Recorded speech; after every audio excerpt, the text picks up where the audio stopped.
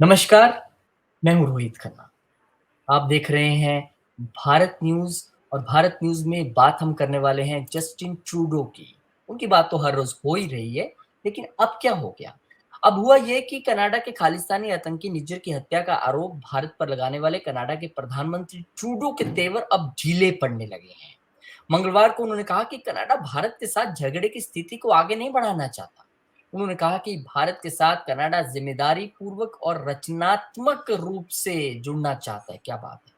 To do साहब का इतना मन परिवर्तन समझ में नहीं आता है, लेकिन पहले हम स्वागत करेंगे डॉक्टर राकेश प्रकाश जी का, सीनियर जर्नलिस्ट। बहुत-बहुत स्वागत है सर आपका।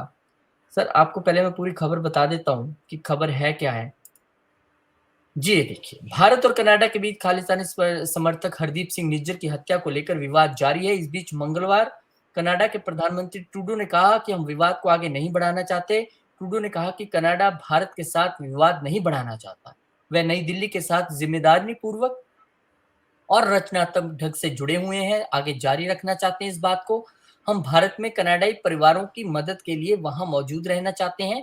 ट्रूडो का ये बयान ऐसे समय में आया जब सूत्रों ने मंगलवार को ही बताया कि भारत सरकार ने कनाडा से कहा है कि 40 डिप्लोमेट जो हैं वो देश छोड़ दें, नहीं तो राजनयिक को मिलने वाली छूट खत्म कर दी जाएगी। सरकार ने 10 अक्टूबर तक का अल्टीमेटम दिया है। पिछले ही दिनों विदेश मंत्रालय ने कहा था कि भारत में कनाडा के ज़रूरत से ज़्यादा राजनयिक हैं, ऐसे में संतुलन बनाने की ज़रूरत है। भारत और कनाडा के बीच पिछले दिनों विवाद खुले तौर पर सामने आ गया, जब कनाडा के प्रधानमंत्री ट्रूडो ने दावा किया था कि निज्जर की हत्या में भारतीय एजेंट का हाथ हो सकता है। इस दावे पर भारत सरकार ने कड़ी प्रतिक्रिया दी और आरोपों को बेबुनियाद करार दिया। विदेश मंत्रालय ने साथ ही कहा था कि आरोप राजनीति से प्रेरित हैं। कनाडा अलगाववादियों के लिए सुरक्षित पनाहगार बना हुआ है। साथ ही भारत ने कहा कि अलर्ट करने के बावजूद ऐसे तत्वों पर कनाडा ने कार्रवाई नहीं की। और एस जयशंकर ने क्या कहा वो भी आपको बता देते हैं। हाल ही में कनाडाई लोगों ने कुछ आरोप लगाए हैं। हमने उन्हें बताया कि ये भारत सरकार की नीति नहीं है, लेकिन अगर वे हमारे साथ प्रासंगिक सूचना साझा करने के लिए तैयार हैं, तो हम भी इस पर गौर करने के लिए तैयार हैं। राकेश जी, ट्रूडो साहब भारत आते हैं, G20 में शामिल होते हैं और यहाँ से वो किस तरह से गए हैं, वो किसी को बताने की ज़रूरत नहीं है। और उसके बाद जब उनको लगा कि यार मेरे साथ ये कैसे हो गया, और उनको एक सपना आया रात को, और उठ के उन्होंने बयान दे दिया संसद में उस सपने को लेके, और बड़ा हो हल्ला, अमेरिका ये वो सबको बता दिया। और उसके बाद अगर आप इतने ही सच्चे हैं, इतने ही सबूत हैं आपके पास, तो भारत ने तो अब तक 1, 2, 3, 4 कार्रवाइयाँ कर दी। आपके सिटीज़न्स का वीज़ा तक रोक दिया, और अब आपके तेवर ऐसे ढीले पड़ गए हैं कि नहीं, नहीं हम तो बहुत अच्छा संबंध, अरे अच्छा रखना चाहते हैं तो पहले ही नहीं बोलते। देखिए, इन्होंने भारत की साख पर सवाल उठाया है। भारत जो विश्व स्तर पर जो भारत की अपनी एक छवि है, उस छवि को धूमिल करने की कोशिश की है। भारत हमेशा से पूरी दुनिया में आतंकवाद के खिलाफ आवाज़ उठाता रहा है और सही मायने में देखें तो भारत जो है, वो सबसे ज़्यादा अगर किसी ने आतंकवाद का दर्द झेला है पूरी दुनिया में, तो उनमें से एक देश है। ऐसे में भारत पे आतंकवाद को बढ़ावा देने का आरोप लगाना बड़ा ही हास्यास्पद है। भारत जैसा देश जो कि जिम्मेदारी के साथ दुनिया के सामने अपनी बात रखता है। भारत ऐसा देश जो पूरी दुनिया को इस बात के लिए प्रेरित करता है कि आतंकवाद के खिलाफ किसी भी रूप में आतंकवाद भारत को स्वीकार्य नहीं है और भारत ने हमेशा ही इसका पुरजोर विरोध किया है। लेकिन इन सब के बावजूद कनाडा ने क्या किया? कनाडा ने भारत के ऊपर ही इल्जाम मढ़ दिए, वो भी निराधार, जिसका कोई आधार नहीं। और उसकी वजह क्या?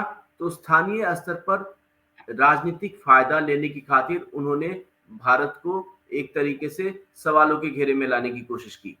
भारत और भारत की जनता इस बात को भली-भांति समझती है और भारत सरकार ने भी इस बात को समझा, बहुत ही कड़ा रुख लिया, सही समय पे सही कदम, और कनाडा को आईना दिखा दिया, पूरी दुनिया के सामने एक्सपोज़ कर दिया कि कनाडा क्या है। कनाडा अपराधियों का एक ऐसा देश बनता जा रहा है, जहाँ पे खुलेआम लोगों को धमकी देना, खुलेआम लोगों को फ़ोन पे धमकाना या डर का माहौल पैदा करना या लोगों के बारे में पोस्टरें छापना और डराना, धमकाना, ये सारी गतिविधियाँ वहाँ खुलेआम जारी हैं। और ख़ास तौर से भारतीय डिप्लोमेट्स के खिलाफ, और बावजूद इसके ऐसा नहीं कि कनाडा सरकार को नहीं मालूम है या उस बारे में शिकायत नहीं दर्ज कराई गई है या उस बारे में भारत सरकार ने कनाडा सरकार को कुछ दस्तावेज नहीं, सारी प्रक्रिया की गई है, हर तरीके से कनाडा सरकार को इस बारे में बताया गया है, लेकिन कनाडा की सरकार इस बारे में कोई ठोस कदम उठाने के बजाय उल्टे भारत सरकार पर सवाल खड़े कर रही है, जो कि खुद कनाडा और कनाडा के लोगों को ये चीज रास नहीं आ रही है। जिस राजनीतिक फायदे की वजह से उन्होंने भारत को कटघरे में खड़ा करने की कोशिश की, अब वही मुद्दा जो है उनके लिए बैकफायर कर रहा है। अब उसी मुद्दे को लेकर के वो बैकफुट पे आ गए हैं और उनके लिए अब इसको जस्टिफाई करना मुश्किल हो रहा है। और पिछले 5 दिनों के अंदर वो 3 बार वो बोल चुके हैं, पिछले 5 दिनों के अंदर 3 बार कनाडा के प्रधानमंत्री का बयान आ चुका है कि हम भारत के साथ सकारात्मक रिश्ते चाहते हैं, हम भारत के साथ नजदीकी संबंध बनाना चाहते हैं, हम भारत को अपना करीबी देश मानते हैं। तो आखिर जब इतना आपको लगाव है भारत से, इतना जुड़ाव है भारत से, इतना प्रेम है भारत से, तो आप भारत के ऊपर ऐसे अनर्गल बयान क्यों देते हैं? ये तो मतलब राकेश जी, कहते हैं ना कि कभी हाँ कभी ना वाली स्थिति है। नहीं राकेश जी, ये यूटर्न जो मारा है ना ट्रूडो साहब ने, वो इसलिए मारा है क्योंकि आगे रास्ता नहीं था, डेड एंड लिखा हुआ था। अब क्यों मारा है ये भी समझिए। ट्रूडो का खालिस्तानी प्रेम कनाडा की आर्थिक सेहत को नुकसान पहुंचा रहा है। कनाडा की अर्थव्यवस्था पर मंदी का खतरा जो है मंडरा रहा है। कनाडा का स्टॉक्स TSX 1 साल के निचले स्तर पर पहुंच चुका है। इतनी बुरी हालत इनकी हो गई है। इसके अलावा एक आपको और जानकारी साझा करूंगा। जस्टिन ट्रूडो विवादित बयानों में व्यस्त है और उधर देश की आर्थिक सेहत बिगड़ रही है। कनाडा विश्व की 10वीं सबसे बड़ी इकॉनमी रहा है, लेकिन ट्रूडो के शासनकाल में वो कमजोर हो रहा है। शेयर बाजार ही नहीं, कनाडा के जो विनिमय सेक्टर में मंदी की आशंका बनी हुई है। इतना बुरा हाल है कि प्रोडक्शन और नए ऑर्डर दोनों पर असर दिख रहा है। ये ऐसे कारक हैं जो कनाडा की इकोनॉमी को धीरे धीरे चोट पहुंचा रहे हैं। अगर भारत के साथ संबंध बिगड़े तो हालात और खराब हो सकते हैं। भारत कनाडा की इकोनॉमी में अहम रोल निभाता है, फिर चाहे भारतीय छात्र हों या कनाडा में बसे भारतीय हों। रॉयटर्स ने अपनी रिपोर्ट में कनाडा की सेहत का पूरा ब्यौरा दिया है। रिपोर्ट के मुताबिक कनाडा की PMI इंडेक्स पिछले महीने गिरकर 47.5 पर पहुंच गया। कनाडा की GDP दूसरी तिमाही में घट गई। देश की मटेरियल सेक्टर, माइनिंग और फर्टिलाइजर सेक्टर के अलावा सोने में 2.8% तक की गिरावट आई है। कनाडा का पावर सेक्टर, यूटिलिटी सेक्टर सब गिरता जा रहा है। जाहिर है कि प्रोडक्शन, मैन्युफैक्चरिंग जैसे सेक्टर प्रभावित होने से GDP पर असर तो पड़ेगा। ये जो हृदय परिवर्तन हुआ है ना इनका, ये इसलिए हुआ है कि इनकी हालत खराब है। ये भारत को पहले वाला भारत समझ के चल रहे हैं, जब इनके पिताजी ने भी गलती की थी। उन्होंने सोचा कि ठीक है ये वही है, मैं जाता हूँ, एक रात मुझे सपना आएगा और सुबह मैं उठ के बोल दूंगा भाई ऐसा हुआ है। अब आप भूल जाइए, ये वो भारत नहीं है। अब आप हाथ पैर जोड़ रहे हैं, ठीक है, लेकिन कहानी ये है भाई वो सबूत तो दीजिए, और नहीं है तो आप सॉरी कीजिए कि ठीक है गलती हो गई, ऐसी कोई बात ही नहीं थी। कम से कम इस बात को कहीं तो पहुंचाना पड़ेगा ना। ऐसा तो नहीं है कि आपने उंगली की और उसके बाद फिर कहा नहीं नहीं हम तो आपसे बहुत अच्छे। अरे भाई उंगली क्यों की, पहले ये तो बताइए। ये बिल्कुल बिल्कुल सही बात कही है कि कनाडा की जो अर्थव्यवस्था है उसमें भारत का योगदान बहुत कारगर है।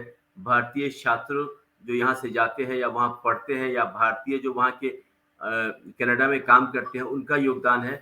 और इन सब ये जो भारत और कनाडा के बीच जो तलखी आई है, उस तलखी और संबंधों में जो एक करवाहट आई है, उसके कारण कनाडा की अर्थव्यवस्था बुरी तरीके से आने वाले दिनों में चरमरा जाएगी, ऐसी आशंका जताई जा रही है। और इसको लेकर के कनाडा के जो उद्योगपति हैं या कनाडा का जो उद्योग जगत है, वो काफ़ी चिंतित है।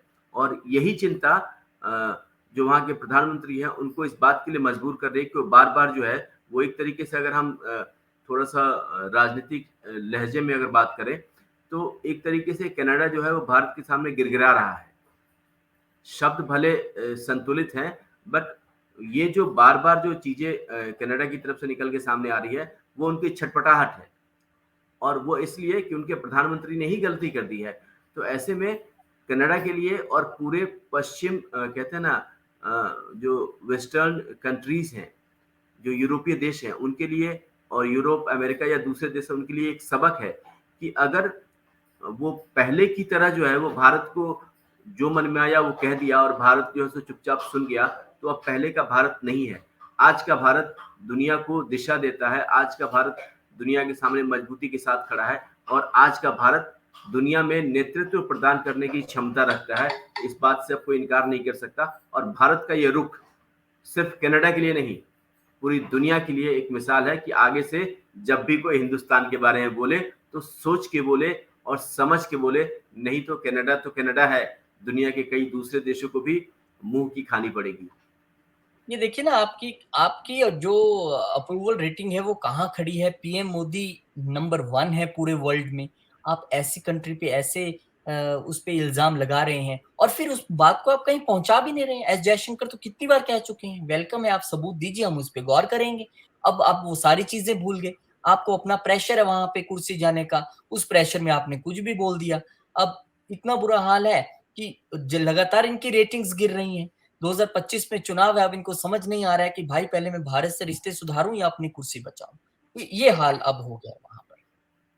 देखिए, इसमें 2 बातों पर गौर करने की ज़रूरत है। पहली बात ये कि भारत ने जितने भी दस्तावेज़